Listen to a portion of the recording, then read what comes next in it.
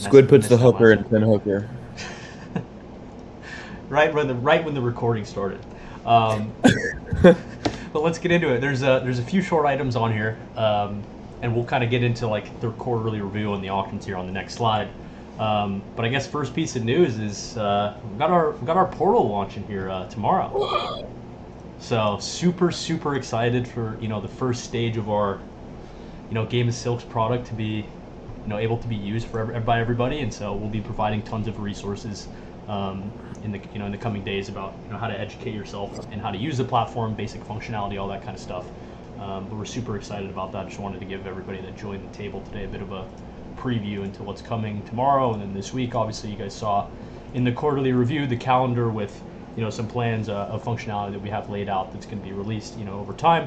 And so we're super excited to like finally be here. I know Squid and I were messing around in the development environment looking at like all the 3D assets and all that. It's super incredible. I know Benny showed it off at the AMA a little bit, but just getting to see your your silks and your colors kind of come to life. We've been talking about for so long, and see how they kind of come out on the horse, and yeah, it's awesome. So super excited about that.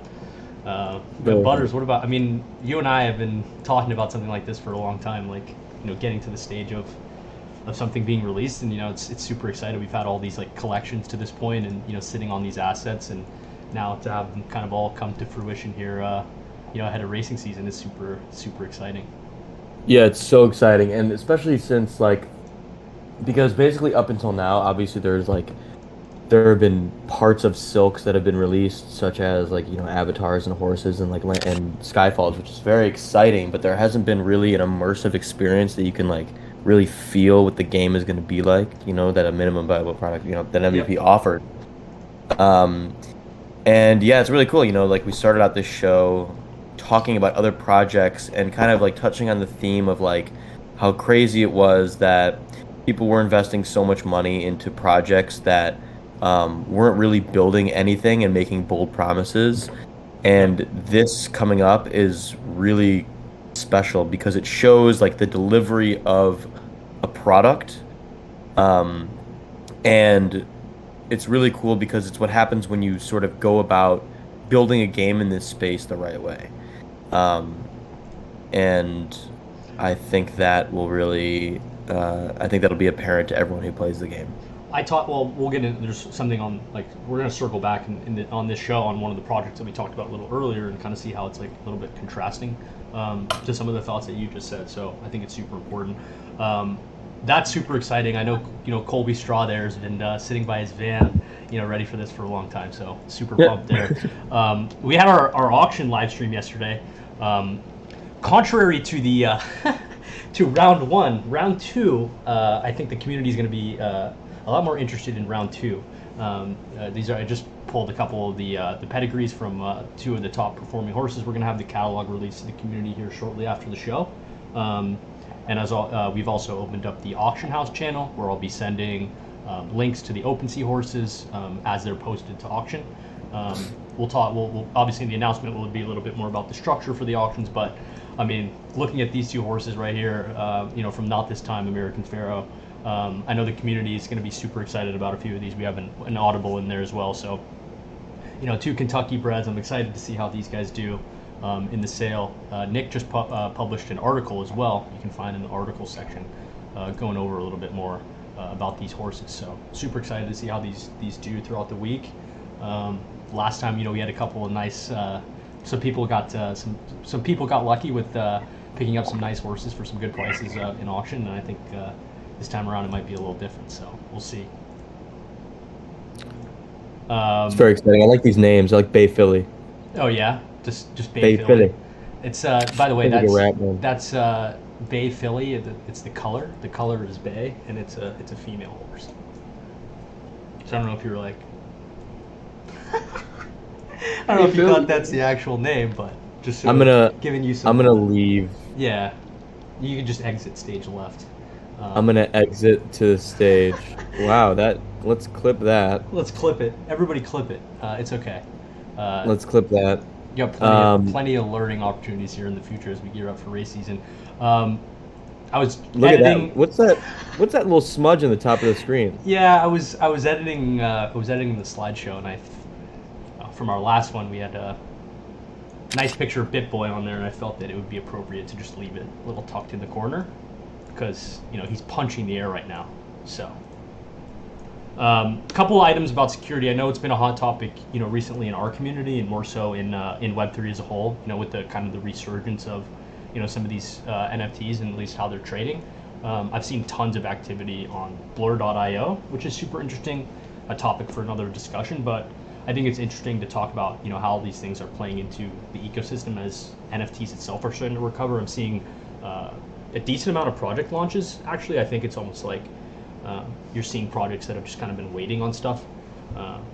There's actually, I see 20s in the audience. I actually saw through her Twitter this morning. I looked into one of a project that seems to be doing pretty well. And so it's just cool to see a little bit of kind of what we saw pre-bear market kind of looping back around. It's just, I think it's good. GM culture is super good for NFTs as a whole, and just for Web3 as a community. So we can talk about this crypto, this scam. Somebody in our community actually brought this to me a few days ago, and we had a conversation about it. And Butters brought it up that we wanted to talk about it this week. So I think it's super important to get into. So why don't you explain what happened, because this is something that could happen to somebody that's completely outside of Web3 like operations. Yeah, and it's just crazy because this guy, he's such just a backstory to NFT god. He's a crypto influencer, like been tweeting for for long amounts of time since before I was involved in Web3, and I've been following him for a while, and he makes really well written threads about the market and about life in general, and just has like overall been like one of my favorite people to follow on Twitter.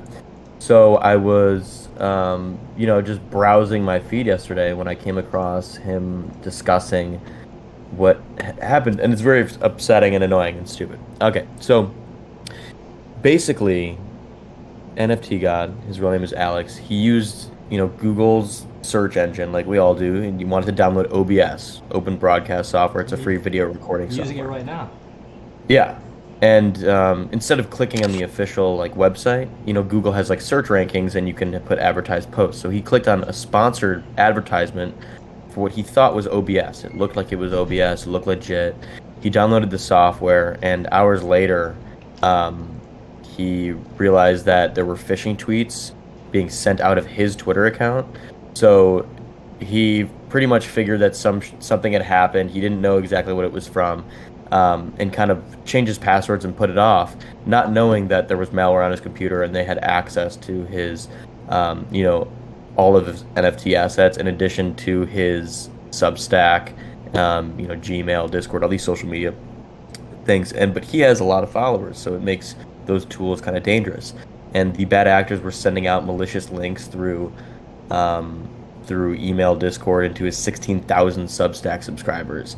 But the really upsetting thing is, he took all these necessary two-factor authentication protocols and whatnot. But the one thing he did was he mentioned that he accidentally, when setting up his ledger, he accidentally set it up as a hot wallet. So how does that even happen?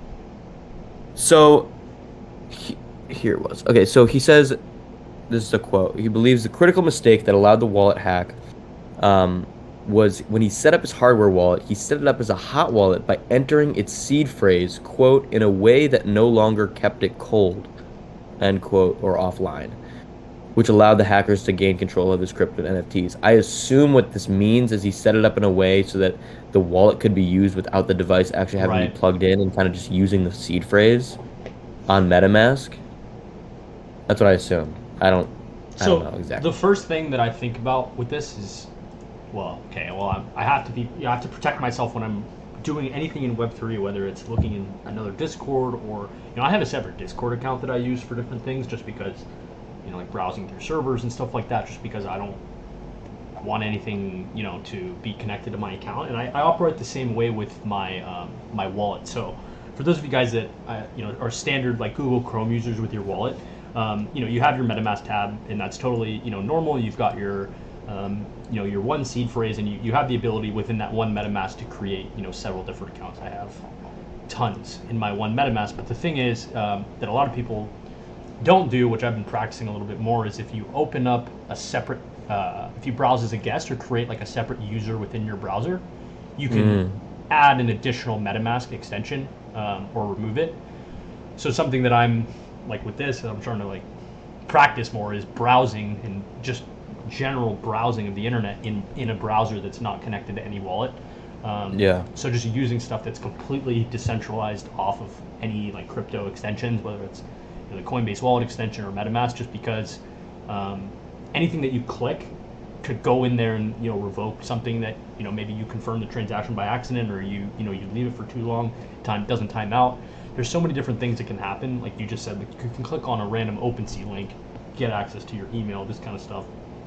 So it's just best, when we're speaking about cold and hot storage, just to be as safe as possible. So I've been using different browsers to kind of mask a little bit of that. I lost a little bit of money a couple weeks ago in Uniswap. I know we talked about it on the last table through doing this, and I lost track of my funds, and it was a little bit of a mess. So I understand that there comes a lot of like tracking. I know people that have like 5 or 6 different accounts with different wallets and different seed phrases. So it seems like it gets pretty overwhelming quickly. So yeah, and that's what I think kind of happened here, where he was to the point where he was trying to be so secure that he messed up something super basic. Yeah, he even mentioned that like he's a very technical person. Obviously, he's been in the space for a while, and he had just built this computer. I think was part of the story, and he had always been meaning to get a ledger, and he finally set it up, and then kind of just like overlooked this one little thing, and that's what ultimately led to it happening. He also mentioned that like the way that the malware was set up, they would have like eventually gotten access to his, or like something, I don't know, something nearly as shitty could have happened. Like this was just the worst case scenario. And I think that when I saw this part in his thread, like it was kind of like my heart sank for him. It was like he tweeted out this part of the story. He got a DM that he was dreading after he like changed his Twitter password and just kind of brushing it off. And it was someone saying, "Dude, you wethed your ape." Then he popped open OpenSea, and he saw his ape was owned by someone else. His Bored Ape, that's his profile picture. Very sad. So, he had 19 ETH in his wallet. All gone? All gone. $27,000. The Mutant Ape had a floor price on those was 16 ETH, which is 25,000. But who knows what his was worth? And multiple other NFTs were taken from his wallet. And then they moved most of the ETH through multiple wallets, trying to scurry it around, and then they sent it to decentralized exchanges. I think they used Fixed Float, and it was swapped for a bunch of unknown cryptocurrencies. And he mentioned near the end of his thread, digital security isn't just buying a cold wallet; it's also being careful with everything you do on the internet, which is kind of what you touched on, Ben. And all in all, it's been kind of impressive. Me and Ben were talking about this before the show. His like perspective on all this, because he's not like being all down in the dumps, like saying my life is over, blah blah blah, but he's taking on a surprisingly positive attitude. If you go and look at his Twitter, he's posted some more stuff this morning, and he tweeted out yesterday, "Constantly let go, the good, the bad, the horrifying, just let it go. Nothing good comes from ruminating on anything, both positive and negative." And it's like, okay, if I lost all this stuff to a scam, there's no way in hell I would be trying to look on the bright side of all of it. So props to him. Yeah, 100%. We talk all the time, like I see, especially in our community, it's like, oh, I buy a cold wallet, I'm good. It's like, yes, but no, you still have to like remain vigilant and all this stuff, because messages can still be signed. I think that's the most important thing. Yep. Absolutely. So now I want to touch on this Nocturnal XYZ project. I want to bring in Squid here a little bit, because the person that started this is tied to somebody that I was a big fan of in my early NFT journey, and I'll explain a little bit more. The first stable table that we ever did, our first ever episode, we talked about an IP battle. It was a major. Like it went to court, and there was a whole lawsuit. It was Dented Fields and Weather Report. I ended up minting both projects. One did better than the other. I told both of these guys to mint it, and Weather Report went pretty much to zero. It's like the one big major L I've taken, and I apologize to these boys for it constantly. But the reason that I was so bullish on this project to begin with was because of a guy named Toby Lasso. He's an NFT influencer that was connected to this project that I minted last year. It's called Letters by Vinny Hager. It's a really cool like art project thing. It was like my first big successful like trade, I guess. You know, I made a decent profit on the one that I minted. And I was a big fan of him. I was a big fan of Vinny, the artist, and I was like, you know, I was following him on Twitter, and I wanted to see kind of more what he was working on because I really liked the art style and the way that they kind of presented their information. Weather Report came around, and that project really is a whole nother conversation with what happened with the IP stuff. But I was kind of just like sitting back, and I was like, well, okay, you know, that project kind of folded. I wouldn't consider it to be necessarily like what we would consider a rug pull. You know, they did have a big event in Los Angeles, Weather Report. It went very well, but just unfortunately they didn't deliver on a lot of their roadmap, and you know, I think that comes from, you know, just a lack of leadership when they you know, took a turn for the worse after this IP battle with Dented Fields. So he kind of slowly kind of faded out and disappeared from the project. He started removing himself, and I thought that was a little weird. Anyway, I continued to follow him, and he comes up with this Nocturnal project, and this was announced a couple of months ago. And I was following along because I was interested to see kind of what the value proposition of it really was. And to be honest, I still don't really understand it. I spent 20, 30 minutes researching it this week. As far as I understand, it's a tokenized membership, and essentially it's a creator pool. And I don't know if, you know, they're trying to make it like some kind of fund, similar to like a TikTok creator fund-esque. But it's kind of what they consider access to digital creators in their ecosystem. So, you know, Vinny Hager is involved. There's a couple of other artists involved. I think they were trying to get Drifter Shoots involved, Butters, but he said no. He's cool, Yeah. Great guy. You know, they're promising tickets to live events. Obviously, you know, you get insider information for these other artists and their collections, whitelist opportunities, you know, just kind of standard cookie cutter Web3 utility. That's utility, but is it really utility type of stuff? And so it was a collection size of 3,000. And you know, so that's a little bit respectable. You know, keeping it a little on the lower side, you know, trying to make it this kind of exclusive type of club, totally fine. Great. And so I saw that, you know, I was like keeping my eyes on it. I wanted to see how the mint went.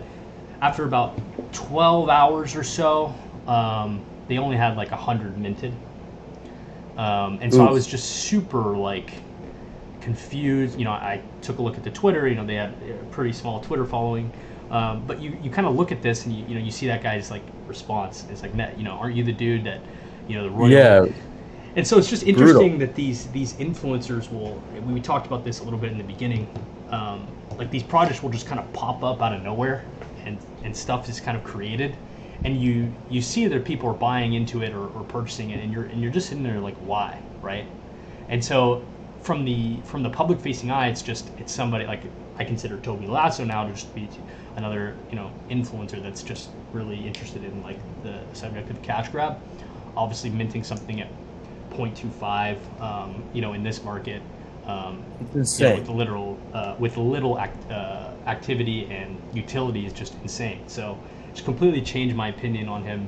Obviously, with all the Weather Report stuff, I just thought it was interesting because, you know, obviously props to everybody that's trying to create something in this space, but you know, after you were responsible for creating something so large that that collapsed, it's just interesting to see what came next. So I just wanted to point that out. This reply tweet, you know, kind of says it all. Yeah. And you know, it was funny. Remember when we were walking into Expoverse and someone was wearing a Weather Report shirt, and we like screamed out to him, and Yep. we're kind of like, "Fuck Weather Report," and he's like, "Yeah," and he was like acting like he was a fan, and then he's like, "I lost so much money with that shit, bro," and he's like still repping the shirt. It was so funny. I mean, it's a cool. I love the art. It was great artwork. I think that's what got me invested in the project, but didn't turn out as well. Squid, No. where are you at? I don't know. Yeah, can you hear me? Yeah, I because just you were a feel weather like- reporter, Listen, and you liked I it. think if the project came out a little earlier, I think Yeah. they were towards like the end of like the craze. I Yep. think it would have done better.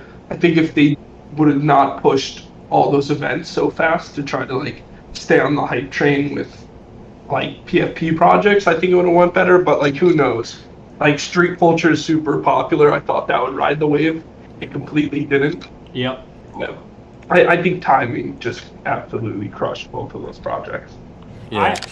I made a profit on my dented fields though, so I'm like not pissed about that. But Oh yeah, those had like a great, if I remember, a time period where you could have been Yep. buying and selling and just making 5, 10%, 30%. It went for You know, it was minted at every couple 0.1, days. and it went up. Dented was the size like 0.5 at some point. So, and I was like, we were watching the battle, and like the two communities were like arguing with each other, like yelling, like f the other creator. Like, it was super funny. It was literally like That was crazy. anyway. Battle. Moonbirds. I know we talk about Moonbirds quite a bit. I love Kevin Rose, so why don't you? Yeah, enlighten dude, us? K Rose is lit. This art in the slide is not made by us. It's made by Metaverse with a 3 in it. They make cool art and post it on Instagram about current events. So I did not make that. But Good job giving credit. yeah, give credit where credit is due. I'm a good guy. I'm a great guy. Okay, so basically, Proof XYZ, the company behind Moonbirds, they signed a representation deal with UTA, which is a major Hollywood talent agency. And basically, it's just to help expand. It's very vague right now. To quote, help expand and promote their brand, beyond Web3.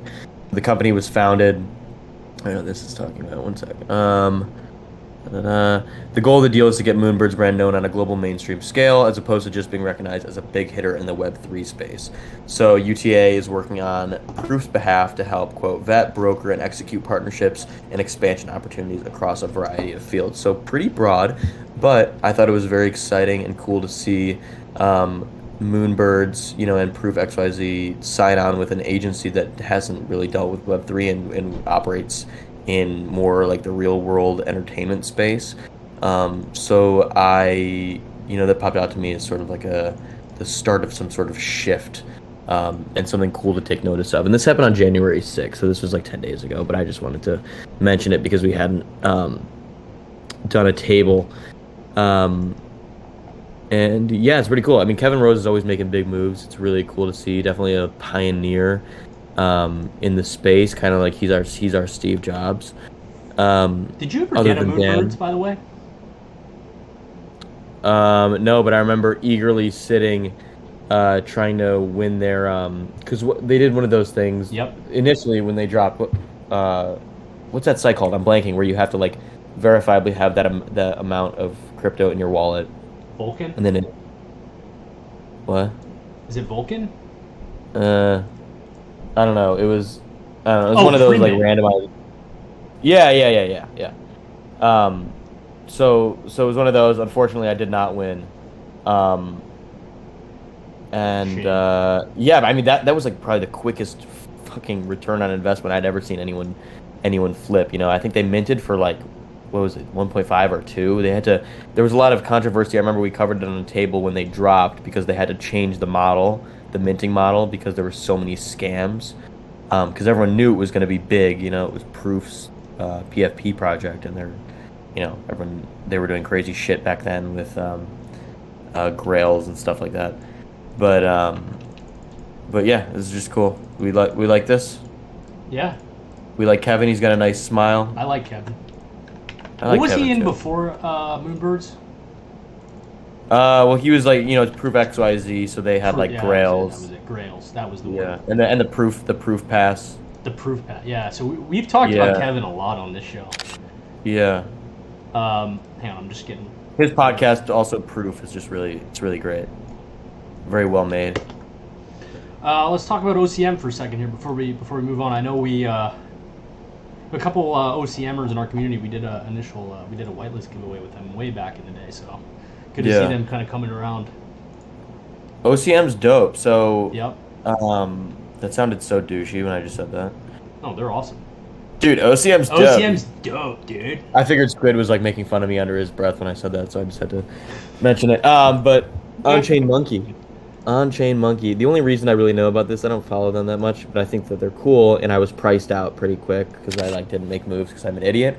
But my uncle, he's the one who got me into really Web3 initially a couple of years ago, and he has some on-chain monkeys, and I was at his place, and he was eating his desserts to create these new monkeys which released that are called Karma. So OCM Genesis, these are the first on-chain in one transaction PFP collection, and basically they have these like tokens called Dessert, and they were airdropped to on-chain monkey holders. There were ice pops and donuts, and then there's like some celestial cakes which are like super fucking rare. And then you can each of your Genesis monkeys, it could eat one of the desserts. So like you could eat a donut and then an ice pop, and then you get 2 Karma monkeys. So you get one for each. And the Karma monkeys you could see on the bottom, or that picture, where the art is a little more detailed, because those aren't 100% on chain. That would be very expensive. So those are just like additional tokens, and I think the floor on these was actually doing pretty well. Like if I think my uncle got like one that like was pretty mid tier, and the floor was like 0.25. That was like 3 days ago. I don't know what it's at right now. So you burn the dessert when you eat it. Cool mechanic. And I believe there's only 15 celestial cakes, and they minted. Someone unlocked the 5th celestial a couple days ago, and OCM tweets about it. So they're tweeting every time a celestial gets discovered, which is pretty cool. Yeah. Yeah, those are 1 out of 1s. And they like look like Super Saiyans. It's pretty dope.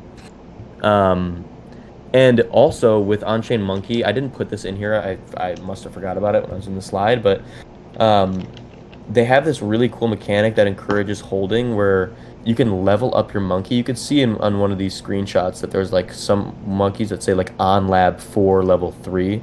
And that basically, like, there's certain lockup periods where you can lock your monkey up, and if you don't list it for that period of time, you gain a level. I assume that's going to have some sort of utility in their, like, Monkeyverse, which they're calling it, which is, like, what Karma is trying to launch.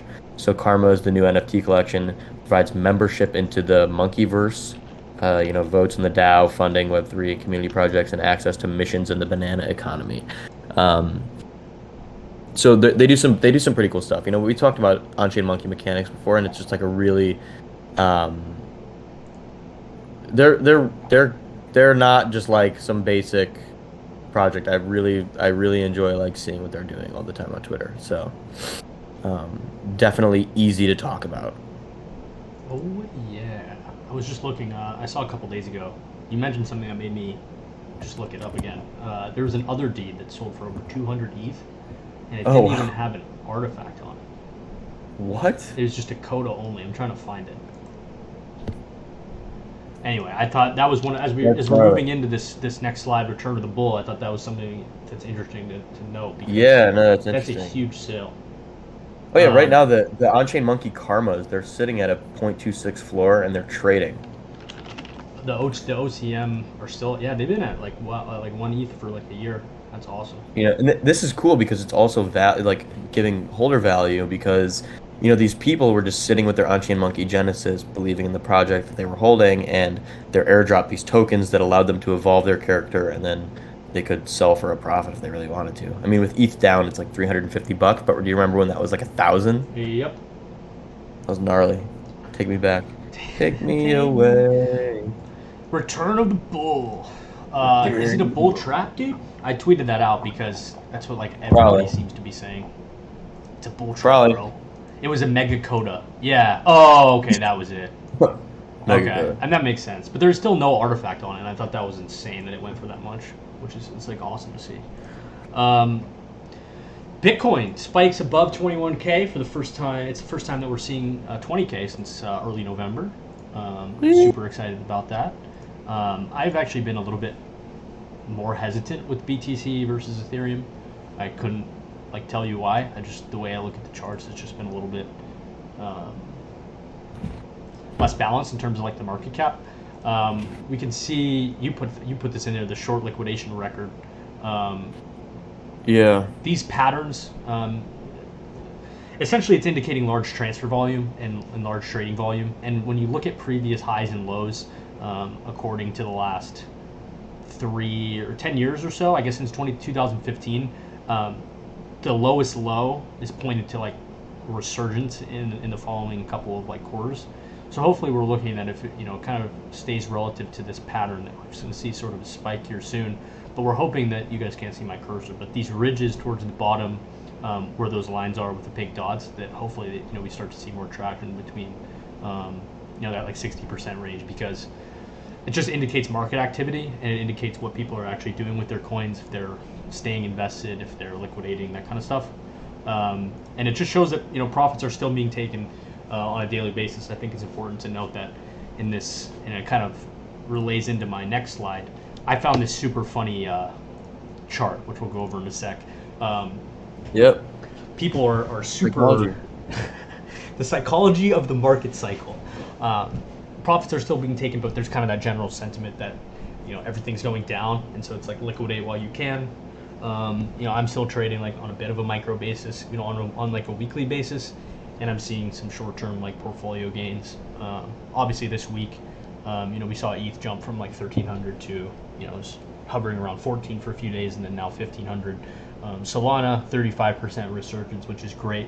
I know there's a lot of volume going on in that ecosystem with DeGauss and Utes, so it's nice to see a little bit of resurgence there. But I just wanted to say, like, be careful of these yield forms. Everything I'm looking at, in the DeFi sphere, if anybody messes with that, is super volatile at the moment. A family member of mine just lost a large sum in a yield farm. So, Hey, what kind of yield farm? not a large sum, but a smaller Like- farm. like in, like, a USDC. weird, like- No, it was just beefy finance. Okay. So just be careful with anything that's yielding higher at the moment. There's a lot more risk as people are liquidating and selling their assets as it goes up. I mean, that's natural. Like economics, as people continue to liquidate and try to take profits, there's going to be some pushback. So I think everybody's doing a great job, at least from what I've seen on Twitter. Like everybody's happy with the way the direction the market's heading. So I think just starting to determine whether or not these signals are similar to what we saw a couple months ago before I don't know if it's a correction, but before we saw a bit of a return of the bull a couple months ago, and it was a trap. Obviously, it jumped back down to 1,100. Speaking of ETH, but I think we've seen the low of Bitcoin. So, could go way lower throughout the year, but hoping that we've kind of, a lot of people say that they see it going under 10K. I don't know. I think hopefully we're coming on the other side of that in 2023. So You're the bull. I am. No, you're the bull, dude. Squid's the bull. What about you, Squid? What do you think about when you look at this chart? Optimism, belief, thrill, denial, fake. panic. Crypto charts all fake. Under all panic, fake. it says, "Shit, everyone's selling. I need to get out." It's even this like Crypto Zoo, their token, after the CoffeeZilla video comes out, their token's gone up. So dumb. Nothing makes sense. Is that the Logan Paul one? Yeah, dude. Oh my god, we should have talked about this should have because talked I about it. love watching CoffeeZilla, Next week. and I mean it's fucking ridiculous. You know what? I had a friend that told me about Crypto Zoo, and he actually made a profit, which is crazy because people. Wow. I guess we'll talk about it a little bit as we wrap up. It's very similar. I know we talked about like Lana Rhodes' project months and months ago when she kind of just. She's going to jail. Oh my god. She literally like started an NFT project. It sold out. Put out a roadmap. Didn't do anything that was on the roadmap. Disappeared. I think she deleted her Discord account. A few months later, she pops back up in the Discord and she goes, "Hey everyone, this project is in your hands now." She's like, you guys have been mean to me. Yeah, you've been bullying Like, just me. go to the Crypto Zoo token and just look at the 7-day. Very, very similar situation where I'm going to It- look at it. Logan so Paul. Is it Jake or Logan? It's Logan, Logan. and CoffeeZilla, he released this 3-part series, starting like a week ago, or 2 weeks ago, and he released it every couple days. It was really well put together, and it explained how basically Crypto Zoo, Logan was aware of some scammy shit going on. Not that they didn't sell anything to make a profit, but there were some shady actors involved. And basically it's CoffeeZilla calling out Logan. Then Logan made a response saying he's going to sue CoffeeZilla, blah, blah, blah. And then a couple days later, like a few days ago, Logan released a video saying, I'm not going to be pursuing legal action against CoffeeZilla. Thank you for bringing this to my attention. I love you, bro. I'm gonna be dedicated to make the CryptoZoo team better, and we're gonna actually make this like a real project now and deliver to the audience. But he also, I believe Logan pledged like $1.5 million dollars of his own money to a fund that if people want to get their initial investment back, they can do that right now, I believe. Which is interesting. I guess he's just trying to avoid liability and like trying to avoid, I think he realized that he was just that suing CoffeeZilla for outing him would just bring more like legal attention to like what's actually going on there, and then he'd get in trouble. So, I mean, there's some those shitty video, shit. like he could put together. What'd you say? Yeah, you Like could- CoffeeZilla could like put together a nice video. Oh yeah. Oh, he's fucking awesome. He's great. Does really good investigative work. When I read about this when I read about this thing, I saw like the first thread about this I saw on Twitter, and the thread said, "Is this guy for real?" And that was like what it said. And so I look at the screenshots, and it's just like a Discord conversation of like a bunch of people arguing back and forth, like saying like super like they were saying rude stuff to each other, obviously. And then Logan kind of pops in the Discord, and you just see his name, and it just says, "Sup guys, I'm back." And then the comments are like, "Where the hell have you Yeah. been? Like, where?" Like, it's just so funny. Like, the guy just disappeared from his community, and then there's Yeah. a little bit of activity stuff starts going on, and then he just pops back up. It's just crazy. And so I just want one of their penguin sharks. I joined. Literally just like, like it's art made by an artist, dude. It's literally just like a merged like penguin with a dog. Like, it's so Dude. It's like the funniest. It's actually like could have been ingenious, but they didn't play it. I come in the server after he's already gone, and the whole chat's just spamming like, "Where's Logan? Like, where's Logan? Logan!" Like, just crazy some of the influence that these people have, and they can literally just throw it in the garbage or pick it up out of the garbage as they wish. It's just insane.